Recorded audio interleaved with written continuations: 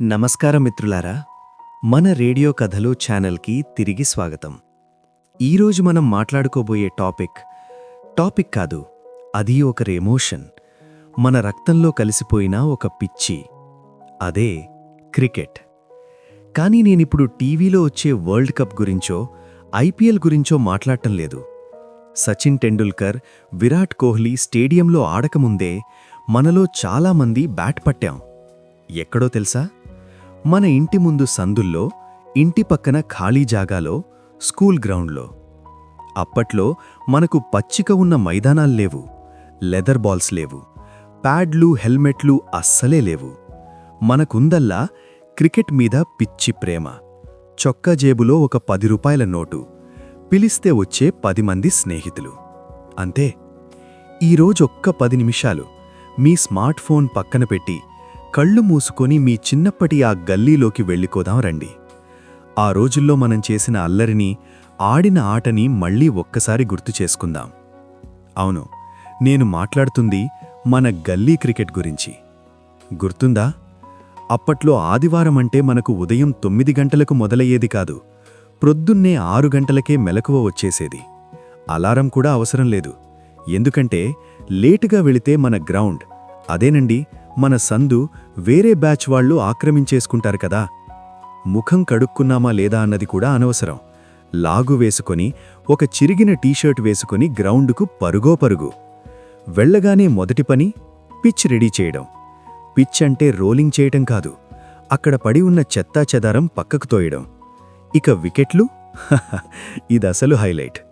ఇప్పుడైతే స్టంప్స్ కొనుక్కుంటున్నారు, కానీ అప్పట్లో మన వికెట్లేంటి? పక్కనే ఉన్న నిర్మాణంలో ఉన్న ఇంటి నుంచి ఎత్తుకొచ్చిన 3 ఇటుకలు. ఆ ఇటుకలను ఒకదానిమీద ఒకటి బ్యాలెన్స్ చేసి నిలబెట్టడానికి మనం పడే పాట్లు మామూలుగా ఉండేవి కావు. ఒకవేళ ఇటుకలు దొరకకపోతే గోడకి బొగ్గుతో 3 గీతలు గీసేవాళ్లం. అవే మనకు లార్డ్ స్టేడియం వికెట్లతో సమానం. ఇక బాల్ విషయానికొస్తే అదే మన విక్కీ టెన్నిస్ బాల్. కొత్తగా కొన్నప్పుడు దానిమీద ఉండే ఆకుపచ్చ బొచ్చు చూసి మురిసిపోయేవాళ్లం. దాన్ని ఎంత జాగ్రత్తగా చూసుకునేవాళ్లమో. కాని 1-2 మ్యాచ్లయ్యాక మనలోని పేస్ బౌలర్లు నిద్రలేచేవారు. రేయ్, దీని బొచ్చు పీకేస్తే స్వింగ్ అవుతుందిరా, లెదర్ బాల్లా వెళుతుంది అని ఎవడో ఒక మేధావి ఐడియా ఇస్తాడు. అంతే, అందరూ కూర్చొని దాని బొచ్చు పీకేసి గుండు బాల్ని చేసేవాళ్లం.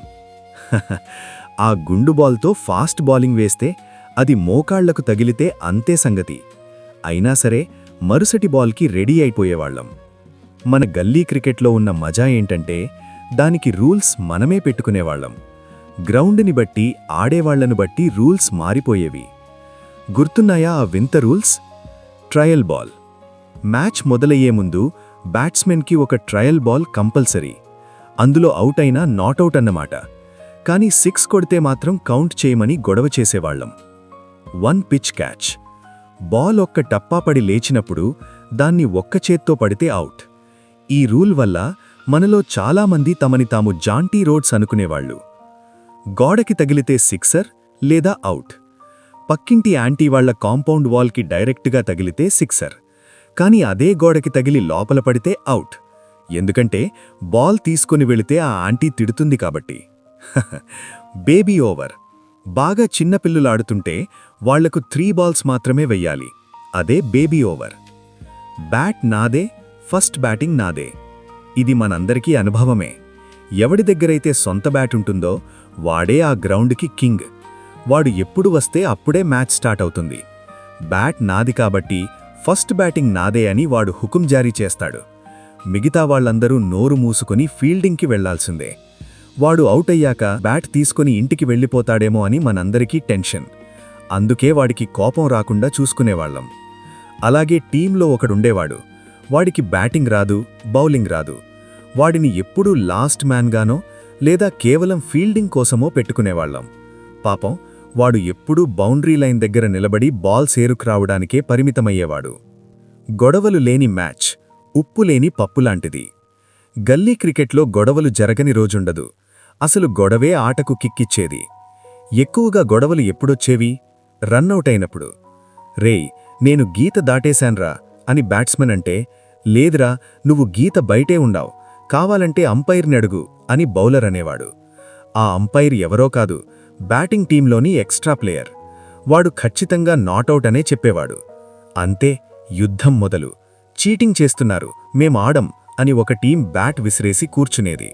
మళ్లీ కాసేపటికి ఎవరో పెద్దమనిషి రాజీ కుదిరిస్తే మ్యాచ్ మొదలయ్యేది. ఆ భయంకరమైన శబ్దం టప్. గల్లీ క్రికెట్లో మనందరికీ అత్యంత భయంకరమైన క్షణం ఒకటుంది. అదేంటో తెలుసా? బ్యాట్స్మెన్ గట్టిగా బాల్ని కొట్టడం, అది నేరుగా వెళ్లి పక్కింటి కిటికీ అద్దానికి తగలడం, టప్ మని శబ్దం రావడం. అంతే, ఆ శబ్దం వినగానే సచిన్, ద్రవిడ్, పాంటింగ్ అందరూ ఒక్కసారిగా మాయమైపోయేవాళ్లు.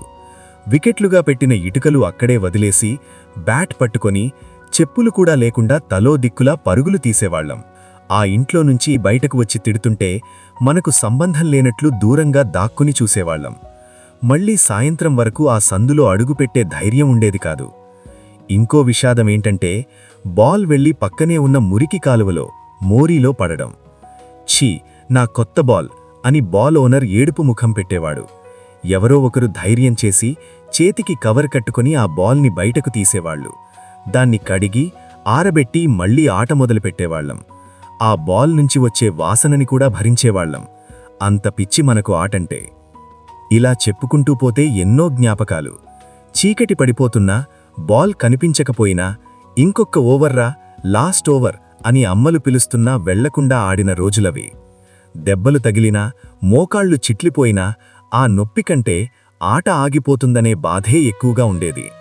ఒక బాటిల్లో నీళ్లు తెచ్చుకుని అందరం అదే బాటిల్తో తాగిన స్నేహం మనది. కులం, మతం, డబ్బు ఇవేవీ మన ఆట మధ్యలోకి రాలేదు. నిజంగా మనకప్పుడు పెద్దగా సౌకర్యాలు లేకపోవచ్చు, జేబులో డబ్బులు లేకపోవచ్చు, కానీ మన దగ్గర ఒక అద్భుతమైన బాల్యం ఉండేది. మనస్ఫూర్తిగా నవ్వుకున్న స్నేహితులుండేవారు. ఈరోజు మన పిల్లలు వీడియో గేమ్స్లో క్రికెట్ ఆడుతున్నారు. ఎవరి గదిలో వాళ్లు బందీలైపోయారు. కాని చెమటలు కక్కుతూ, దుమ్ము కొట్టుకుపోయిన చొక్కాలతో గెలిచామనే ఆనందంతో ఇంటికి వెళ్లే ఆ కిక్ ఈ ఏసీ గదుల్లో దొరుకుతుందా చెప్పండి? ఆ ఇటుకల వికెట్లు, ఆ బొచ్చుపీకిన టెన్నిస్ బాల్, ఆ గొడవలు, ఆ స్నేహాలు అన్నీ ఒక తీపి జ్ఞాపకంగా మిగిలిపోయాయి. మిత్రులారా, మీరు కూడా మీ చిన్నప్పుడు ఇలా గల్లీ క్రికెట్ ఆడే ఉంటారు కదా? మీ గ్యాంగ్లో ఉన్న విచిత్రమైన రూల్స్ ఏంటి? మీరు బాల్ కొడితే ఎవరి ఇంటి అద్దాలు పగిలాయి? ఆ మెమరీస్ని కింద కామెంట్స్లో మాతో పంచుకోండి. ఈ వీడియో మీకు ఆ పాత రోజుల్ని గుర్తుచేసి ఉంటే ఒక లైక్ వేసుకోండి. మీ చిన్ననాటి క్రికెట్ టీమ్మేట్స్ అందరికీ ఈ వీడియోని షేర్ చేయండి. ఇలాంటి మరెన్నో మధురమైన జ్ఞాపకాల కోసం మన రేడియో కథలు ఛానల్ని సబ్స్క్రైబ్ చేసుకోండి.